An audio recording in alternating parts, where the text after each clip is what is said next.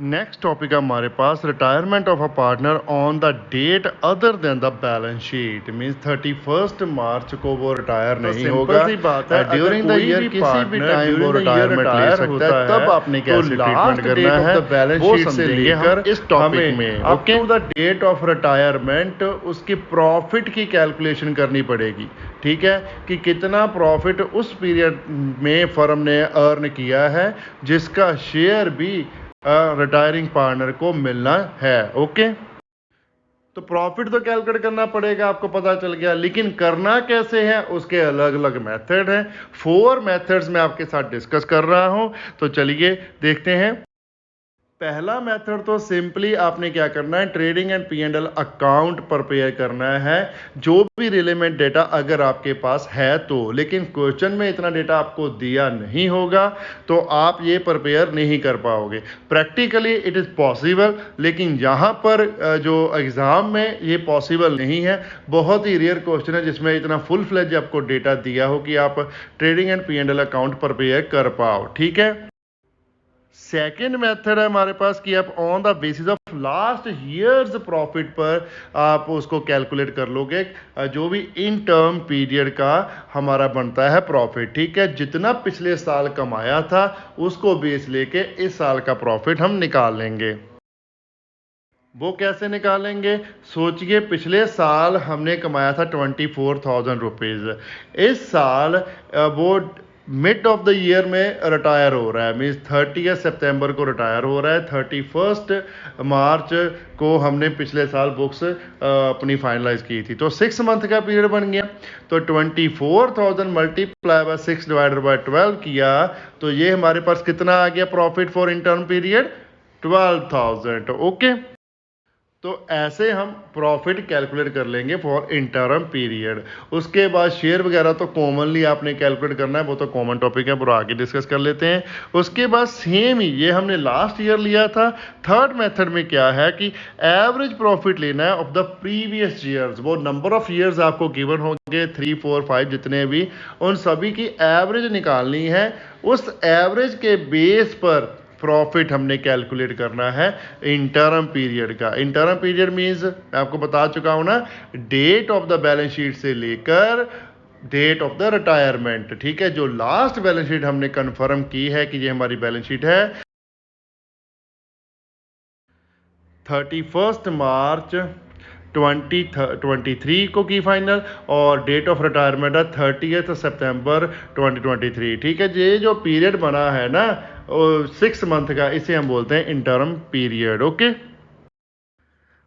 तो same way पहले आपने एवरेज कैलकुलेट कर लेनी है। एवरेज कैसे कैलकुलेट करोगे, जितने भी प्रॉफिट्स हैं जितने साल के वो सबको प्लस करके डिवाइड करोगे नंबर ऑफ ईयर्स के साथ, तो एवरेज प्रॉफिट आपके पास निकल के आ जाएगा।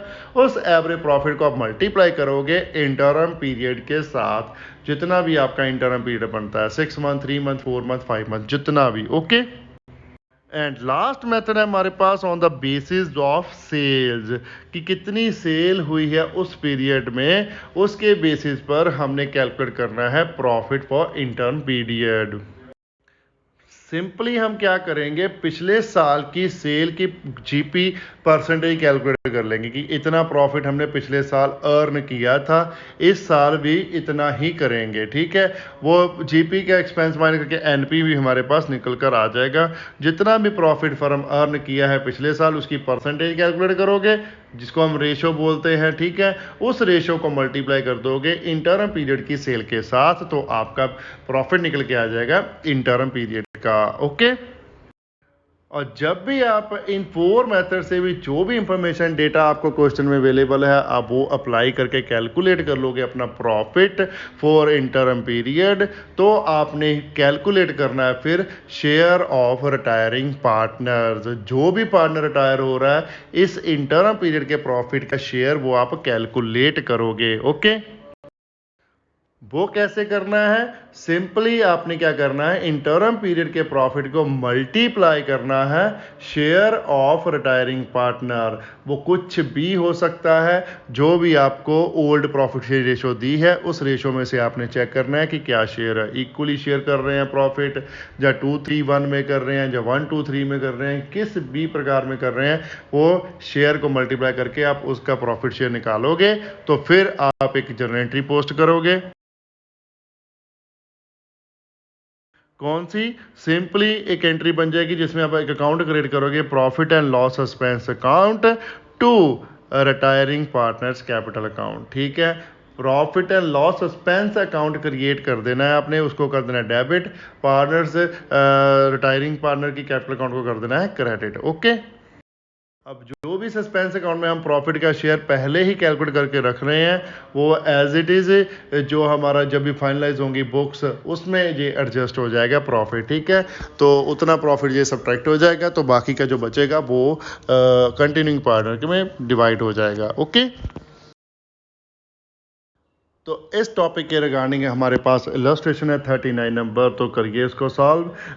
देखिए क्या लिखा है इलस्ट्रेशन में, ए बी सी पार्टनर है, 3:1 उनकी रेशो है, बी रिटायर हो रहा है 30 सितंबर 2019 को। ठीक है, बैलेंस शीट जो दी हुई है फर्म की वो 31 मार्च 2019 की दी हुई है हमें। ओके, और उसके बाद लिखा हुआ the following decision were taken on B's retirement. 5 नंबर ऑफ डिसीजन लिए हैं और बोला है आपको prepare revaluation account, cash account and balance sheet.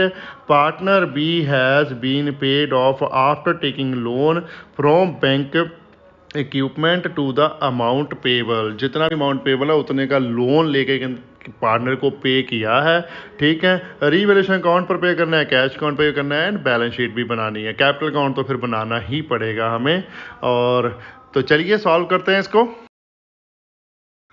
सबसे पहले पॉइंट में हमारे पास लिखा है B's share in profit for the interim period is to be calculated on average profit of past 3 year.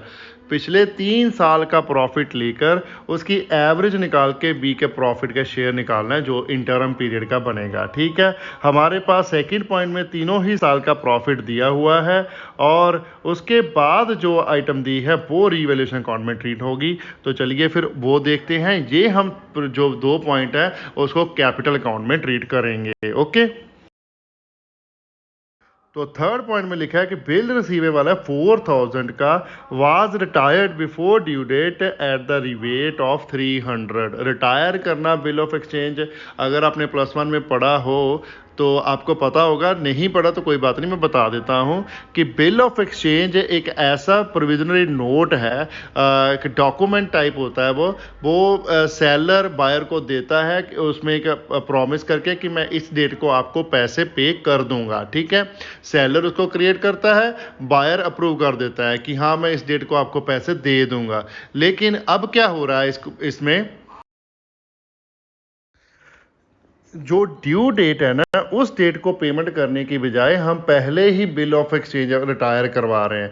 उसका क्या मतलब है, बायर ने बोला कि आप इतना मुझे डिस्काउंट दे दो, मैं आपको आज ही पैसे दे देता हूँ, आपने ड्यू डेट तक का वेट क्यों करना है। ठीक है, तो बिल रिसीवेबल हमारे पास 4000 का था, आज हमें डिस्काउंट देना पड़ रहा है बिकॉज हमें आज ही पेमेंट मिल रही है, ड्यू डेट पे हम नहीं लेंगे, तो 300 रुपये का हमें डिस्काउंट मिल रहा है। मीन्स 300 रुपये का हम डिस्काउंट दे रहे हैं, इसका क्या मतलब हुआ कि हमारे एसेट की वैल्यू में हो रहा है डिक्रीज। ओके, तो decrease in value of asset हम रीवैल्यूएशन की डेबिट साइड रिकॉर्ड करते हैं। तो चलिए फिर लिखते हैं, प्रिपेयर कर लीजिए रीवैल्यूएशन अकाउंट और लिखिए to rebate on bill receivable 300। Okay, next point है हमारे पास, Prakash a senior accountant was compulsory retired on 30th September 2019. A compensation of 3000 was paid to him along with his provident fund of rupees 6000. अब क्या हो रहा है कि compensation पे करना पड़ रहा है, क्योंकि हमें उससे रिटायर करना पड़ रहा है सीनियर अकाउंटेंट को कंपल्सरीली, और उसको रिटायर कर रहे हैं तो उसके अगेंस्ट वो कंपनसेशन मांग रहे हैं, तो कंपनसेशन देना पड़ रहा है, तो फर्म का क्या हो रहा है, खर्चा हो रहा है एक्स्ट्रा, तो वो हम क्या करेंगे, रीवैल्यूएशन को डेबिट ही करेंगे। तो लिखिए रीवैल्यूएशन अकाउंट की debit side to bank account compensation 3000 का। ओके, बाकी जो 6000 प्रोविडेंट फंड का है वो हम प्रोविडेंट फंड में से सब्ट्रैक्ट कर देंगे, क्योंकि हमारे पास बैलेंस शीट में प्रोविडेंट फंड 15000 का बैलेंस अवेलेबल है। Okay, next and last fifth point में लिखा है furniture is found to be undervalued by 6000। Means furniture हमारा ज़्यादा का है, हम बुक्स में कम शो कर रहे हैं 6000 से। इसका क्या मतलब हुआ, अंडर वैल्यू है, अब एक्चुअल वैल्यू पे लेकर आओगे तो increase in the value of asset हो गया। तो increase in the value of asset हम रिकॉर्ड करते हैं credit side of revaluation account. तो लिखिए फिर बाय फर्नीचर अकाउंट 6000। ओके, तो ये हमारे सभी आइटम का ट्रीटमेंट हो चुका है। अभी हम कर लेते हैं रीवैल्यूएशन अकाउंट की बैलेंसिंग। तो डेबिट साइड का टोटल है हमारे पास 3300, क्रेडिट साइड का टोटल है 6000, तो बैलेंस निकला डेबिट साइड 2700। ठीक है, तो ये निकला profit on revaluation account transfer to capital account of ABC। तो ABC की रेशो है 3:1, 3:1 में हम इसको डिस्ट्रीब्यूट कर देंगे। 2700 मल्टीप्लाई बाय 3 डिवाइडेड बाय 6 किया तो जो निकला 1350। ठीक है, बी का निकल जाएगा 2700 मल्टीप्लाई बाय 2 डिवाइडेड बाय 6 किया तो 900। सी का निकल जाएगा 2700 मल्टीप्लाई 1 डिवाइडेड बाय 6 किया तो 450 रुपीज। ओके, तो चलिए आगे हम फटाफट से प्रिपेयर कर लेते हैं हम कैपिटल अकाउंट। तो कैपिटल अकाउंट की सबसे पहले क्रेडिट साइड में हम क्या डालेंगे, as usual balance brought down, जो बैलेंस शीट में से देखेंगे। तो लिखिए by balance brought down. Balance sheet में देखिए ए का बैलेंस है हमारे पास 50,000, बी का 40,000, सी का 30,000। एज इट इज लिख देंगे हम, ए के कॉलम में 50,000, बी के कॉलम में 40,000, सी के कॉलम में 30,000। ओके,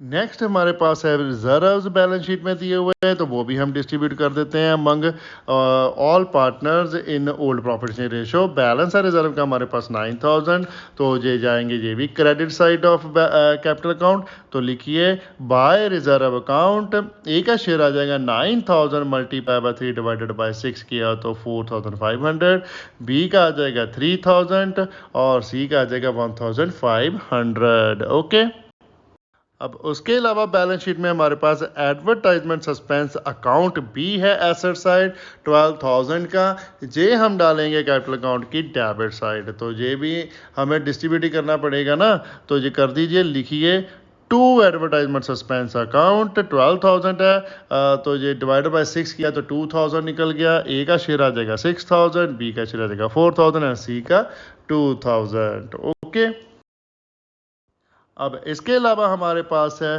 प्रॉफिट, जो रीवैल्यूएशन का हमने कैलकुलेट किया है, तो वो लिख देंगे credit side by revaluation account, bracket में लिख दीजिए प्रॉफिट। ए का शेयर है 1350, बी का है 900, सी का है 450। एज इट इज़ लिख दिए हमने जैसे हमने कैलकुलेट किए थे रीवैल्यूएशन अकाउंट में। ओके, तो चलिए और अब हम कैलकुलेट करेंगे जो हमारे पास दो पहले पॉइंट है, जिसमें प्रॉफिट कैलकुलेट करना है इंटरम पीरियड का। तो एवरेज निकालनी है हमने जो पिछले पीरियड के हमें प्रॉफिट दिए हुए हैं 3 ईयर के। तो चलिए एक वर्किंग नोट पर पे कर लेते हैं। लिखिए calculation of profit of interim period. तो एवरेज प्रॉफिट कैलकुलेट करने के लिए हम फॉर्मूला लगाएंगे total profit divided by number of years. ठीक है, टोटल प्रॉफिट कैसे कैलकुलेट होगा हमारा, तीनों साल का प्रॉफिट ऐड कर देंगे। 25,600 प्लस 35,000 प्लस 15,000 डिवाइडेड बाय ये आ गया 3। तो ये कैलकुलेट करने के बाद हमारे पास एवरेज प्रॉफिट निकला 25,200। तो ये तो हमारा निकल गया एवरेज प्रॉफिट। अब हम कैलकुलेट कर लेते हैं इंटरम पीरियड का प्रॉफिट कितना बनेगा। तो average profit multiply by interim period कर दीजिए, तो आपका प्रॉफिट निकल जाएगा इंटरम पीरियड का। ओके, तो एवरेज प्रॉफिट है हमारे पास 25,200, मल्टीप्लाई कीजिए इंटरम पीरियड हमारे पास कितना है 1 अप्रैल से लेकर 30 सितंबर तक। 6 मंथ का बन गया ना, अप्रैल मई जून जुलाई अगस्त सितंबर, 6 मंथ। नंबर ऑफ मंथ कितने हैं 6, ठीक है। मल्टीप्लाई कर दिए 6, डिवाइड कर दीजिए 12 के साथ, तो ये निकला हमारा 12,600। ओके, तो अब इसके बाद हम कैलकुलेट कर लेंगे बी का शेयर जो बी को देना है इस प्रॉफिट में। ओके, तो 20 कितना बना, तो ये हमारा बना 12,600, उसको मल्टीप्लाई कीजिए 2/6 से, ठीक है। बी का शेयर कितना है 2/6, तो हमारा बी का शेयर निकला प्रॉफिट का 4,200। ओके,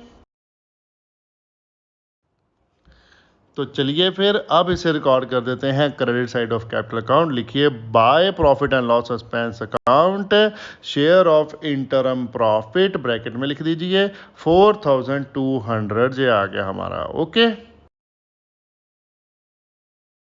तो ये हमारा कैपिटल अकाउंट के सभी आइटम का ट्रीटमेंट हो चुका है। अब हम कर लेते हैं इसकी बैलेंसिंग। एक डेबिट का टोटल है 6,000 और क्रेडिट का टोटल है 55,850, तो एक बैलेंस कैरिड ऑन निकला 49,850। ओके, बी का डेबिट में टोटल है हमारे पास 4,000, क्रेडिट का टोटल है 48,100, तो 44,100 हम डालेंगे to bank account, final payment करेंगे किसको बी को, ठीक है। हमें लिखा है क्वेश्चन में कि पेमेंट करनी है उतने का बैंक लोन रेज कर लो जितने की भी आपको ज़रूरत है। ओके,